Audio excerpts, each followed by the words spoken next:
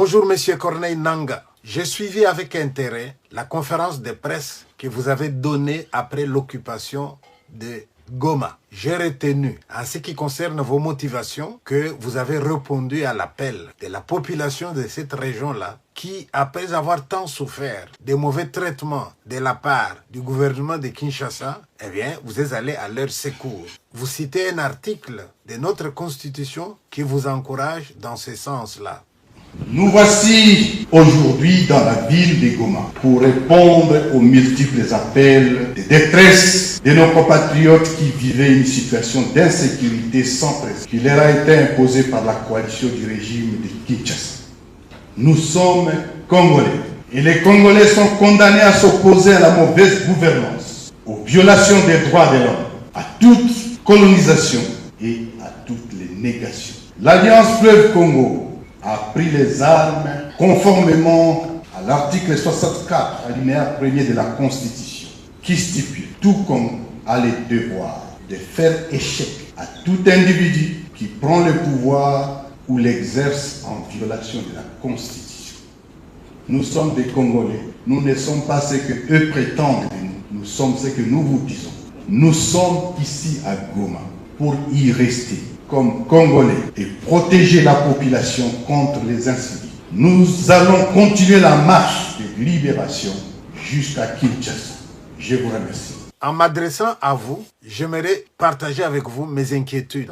Lorsqu'un enfant a l'âge préscolaire, il demande aux parents comment on fait les bébés. On peut lui répondre de diverses manières. Tu le sauras quand tu seras grand. Là, on a esquivé la question. Le bébé, on va aller chercher à la maternité. C'est une réponse dont il peut se contenter. Sous d'autres cieux, on dira, c'est un grand oiseau qui apporte le bébé. Ça, c'est pour un enfant de l'âge préscolaire. Mais quand l'enfant est à l'école et qu'il grandit et qu'il apprend et qu'il veut savoir, ce n'est plus cette réponse-là qu'on va lui donner. On va peut-être lui dire, papa et maman se rencontrent et ils vont donner un bébé. Mais au fur et à mesure que l'enfant grandit, qu'il devient adolescent, eh bien là, on va devoir utiliser des schémas. Et quand il va vouloir faire des études de biologie, de sexologie, eh bien, on ne va lui épargner aucun détail. On va lui dire tout clairement. Ça veut donc dire une réponse adaptée à l'âge de l'enfant. Alors maintenant, nous avons aussi une question. Pourquoi la guerre? Et là, vous nous donnez une réponse. Vous nous dites que vous êtes allé au secours de la population qui a beaucoup souffert. Vous vous dites que vous êtes inspiré de la Constitution. Maintenant, M. Nangaa, je voudrais juste vous poser une question. À quel niveau situez-vous le peuple congolais? De manière générale, vous pensez que le peuple congolais a l'âge préscolaire pour gober cette explication-là? Je ne partage pas ce point de vue-là. Vous savez pourquoi? Parce que vous-même, vous avez répondu à une interview d'un journaliste européen qui vous demandait si vous n'étiez pas fâché parce que vous aviez perdu des carrés miniers. Imaginons que ce soit vrai, que vous ayez perdu des carrés miniers et les ravisseurs et vous. Est-ce que sur ce point-là, vous respectez la Constitution? Tous les gens qui sont tombés à Goma et environ, est-ce qu'ils avaient à voir avec ces carrés miniers-là? J'ai toujours prôné que lorsqu'il y a des événements qui se passent dans le monde, la lecture que nous devons en faire doit être une lecture des gens adultes. Lorsque vous amenez un enfant à l'hôpital, vous dites que l'enfant a de la fièvre, vous dites que l'enfant tousse, etc. Eh bien, la toux, la fièvre, c'est pas une maladie. Le corps médical va faire des examens pour savoir quelle est la maladie que l'enfant a qui provoque la toux, qui provoque la fièvre. La maladie est ailleurs. Alors nous aimerions bien que lorsqu'il y a des événements qui se passent chez nous, qu'on ne maintienne pas au niveau des symptômes, qu'on aille au niveau profond. Et au niveau profond, Monsieur Nangaa, cette guerre-là, quel est l'objectif principal? Mais je constate aussi qu'au cours de votre conférence de presse, vous insistez pour dire, c'est nous, nous sommes les Congolais. Nous ne sommes pas ceux qu'ils disent que nous sommes. Mais qu'avez-vous besoin d'insister que nous sommes les Congolais? Nous connaissons les Congolais. Vous êtes Congolais, M. Nangaa. Vous n'avez pas besoin de les clamer. Si vous les clamez, est-ce que ça cache quelque chose? Je vois que vous faites appel aux habitants qui avaient fui la brousse pour qu'ils reviennent. Mais quand tous ces gens-là vont revenir, vous pensez qu'ils n'ont pas vu? Vous pensez qu'il n'y a pas de gens qui ont pris des images? Vous êtes des Congolais, oui. Mais derrière les Congolais, qui avait-il? M. Nangaa, la guerre, ça coûte de l'argent. La guerre, il faut des armes. La guerre doit avoir un but profond. À côté de l'explication que vous nous donnez, écoutez un peu les autres explications qui nous viennent des Européens qui vous donnent de l'argent, qui donnent l'argent à ceux qui doivent se battre, qui donnent les armes à ceux qui doivent se battre. Depuis plus de 30 ans, le conflit qui ensanglante la région du Kivu et plus largement l'est de la RDC ne cesse de préoccuper la communauté internationale sans pour autant qu'elle prenne une position claire et sans ambiguïté. À chaque action des milices, à chaque drame, une condamnation, un soutien et rien de plus. Avec la prise de Goma par le M23, nous atteignons un point de bascule. Là encore, il n'y a eu qu'un soutien à la RDC et une condamnation du M23 et du Rwanda. Alors, n'est-il pas temps, Monsieur le Ministre, d'aller au cœur et au fond du problème, c'est-à-dire de prendre enfin des sanctions ciblées contre le M23 et surtout contre les deux pays qui le soutiennent et l'arment depuis bien trop longtemps, à savoir l'Ouganda et le Rwanda. La France condamne fermement l'offensive menée par le M23 et soutenue par les forces armées rwandaises. Rien que pour vous rappeler, l'Union européenne finance à hauteur de 20 millions l'armée rwandaise pour intervenir au Mozambique, sans aucune garantie ni aucun contrôle que ce financement n'aille pas ailleurs. Le Rwanda est un exportateur de coltan, alors il n'y en a pas un gramme sur son sol.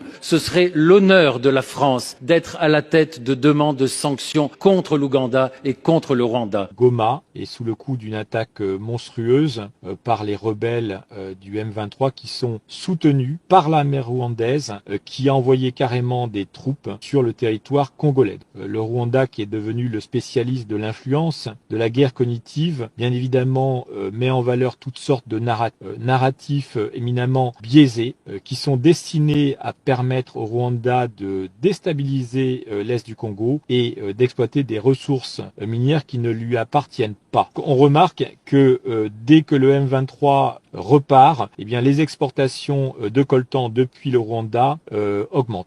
Cette situation est acceptée par l'Union européenne qui a signé l'année dernière un accord de coopération avec le Rwanda sur ces matières critiques. L'Union européenne a besoin pour sa transition énergétique de ces minéraux que l'on trouve dans l'est du Congo et finalement a accepté de blanchir, de laisser le Rwanda blanchir les minerais qu'il pille sur le territoire du Congo. Cette situation est juste inacceptable. La France, elle, a choisi le déshonneur. Elle a choisi de soutenir Paul Kagame. Alors pour de multiples raisons. Je dirais d'abord parce que la France a une tendance désormais à s'aligner sur des intérêts qui ne sont pas les nôtres, sur des intérêts anglo-saxons. Et puis, elle a besoin de Paul Kagame pour sécuriser l'exploitation de gisements gaziers au Mozambique. J'en arrive maintenant au troisième point. Vous dites que vous êtes en marche jusqu'à Bukavu, que vous allez arriver jusqu'à Kinshasa. Et à Kinshasa, vous allez faire quoi? Vous allez prendre le pouvoir. Monsieur Corneille Nangaa, chacun d'entre nous, nous écrivons l'histoire. Vous êtes en train d'écrire dans la grande histoire. Mais cette grande histoire, elle va avoir des pages sombres, elle va aussi avoir des pages que nous aurons à fêter plus tard. Est-ce que ce n'est pas le moment de choisir? Je suis tout à fait d'accord avec vous lorsque vous dites on nous demande de nous retirer. Nous allons où? Nous sommes Congolais. D'accord. Mais n'y a-t-il pas derrière vous des gens qui, lorsqu'on dit vous devez vous retirer, cette phrase-là a du sens pour eux? Monsieur Corneille Nangaa, souvenez-vous, lorsque le FPR est arrivé, qui était à la tête? Un certain Bizimungu. Vous entendez encore parler de lui? Qu'est-il devenu? Il vaut mieux entreprendre une lutte dont les motivations sont claires. Mais c'est quand même dangereux de se laisser utiliser. Ne l'oubliez pas, M. Nangaa. C'est pas vous qui êtes allé créer tout ce mouvement-là qui va occuper Goma aujourd'hui. Vous êtes allé rejoindre les gens. Et vous pensez que ces gens que vous êtes allés rejoindre, leur motivation et votre motivation à vous et la motivation de votre parrain, vous pensez que vous avez la même motivation?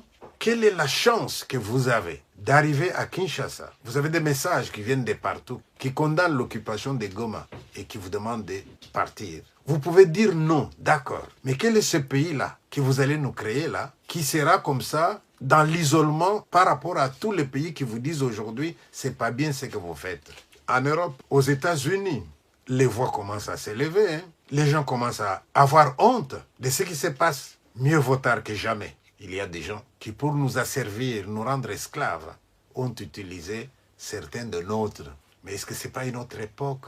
Il faut encore qu'aujourd'hui, les Européens qui trouvent qu'il y a trop d'Africains, ils peuvent crever. Les Européens qui sont en train de faire des coupes budgétaires dans leurs prévisions de budget dans tous les pays. Les Européens qui sont en train de prendre des mesures drastiques contre l'immigration. Mais ces Européens trouvent que leurs problèmes à eux, ils peuvent les résoudre en donnant des armes aux uns pour qu'ils battent les autres. Et puis, comme ça, ils vont nous exploiter. que le sang a assez coulé. Eh bien, assez, s'il vous plaît. C'est suffisant, ceux qui sont morts là. Surtout qu'ils sont morts pour rien. Que nos problèmes, on peut les résoudre autrement. Je vous souhaite de revenir sur le bon chemin. N'acceptez pas d'être un arbre qui cache la forêt. Mais Marc, comment est-ce possible qu'un pays relativement petit comme le Rwanda est capable de déstabiliser de manière si durable le Congo qui est beaucoup plus grand? Ce n'est pas qu'une question entre Congo et Rwanda, c'est que le Rwanda reçoit le soutien de l'Occident, des États-Unis, mais aussi de l'Europe. Chaque année, l'Union européenne offre par exemple des dizaines de millions d'aides à l'armée rwandaise. La Pologne a même promis toutes les armes, toutes les technologies militaires dont le régime aurait besoin. Et dans le cadre du programme Global Gateway, l'Europe a promis des investissements de 900 millions au Rwanda. Et cerise sur le gâteau, en février 2024, l'Union européenne a signé un protocole d'accord privilégié sur les matières premières avec le Rwanda. Et cela tandis que nous savons que le Rwanda va voler des matières premières au Congo. Si l'Union européenne était si attachée à l'éthique, elle arrêterait d'être le receleur du pillage qu'effectue le Rwanda à l'égard de la République démocratique du Congo, parce que le Rwanda pille les matières premières qui sont souvent rares d'ailleurs, qui appartiennent aux Congolais et les revendent à l'Union européenne depuis février 2024 et l'Union européenne ferme les yeux sur ce pillage. Vous croyez que c'est très moral, ça? Il n'y a pas que la loi du plus fort. Alors comment on doit répliquer? Par la force? Non, par le droit. Les criminels de guerre doivent être poursuivis, ils doivent être capturés et jugés. Les frontières doivent être respectées. Le Rwanda doit évacuer le Congo où il n'a rien à faire. Voilà. Je vous remercie. À peine mourrait-on pour injuste. Quelqu'un peut-être mourrait-il pour un homme de bien. Mais Jéhovah Dieu, tu as prouvé ton amour et ta grâce envers moi. On sait que lorsque j'étais encore pécheur, Christ est mort pour moi, autant marqué. Ennemi que j'étais, tu as fait de moi ton ami. Tu partages avec moi les moments les plus profonds de tes intimités. Tu es à moi, je suis à toi, et entre nous deux c'est même dans la mort.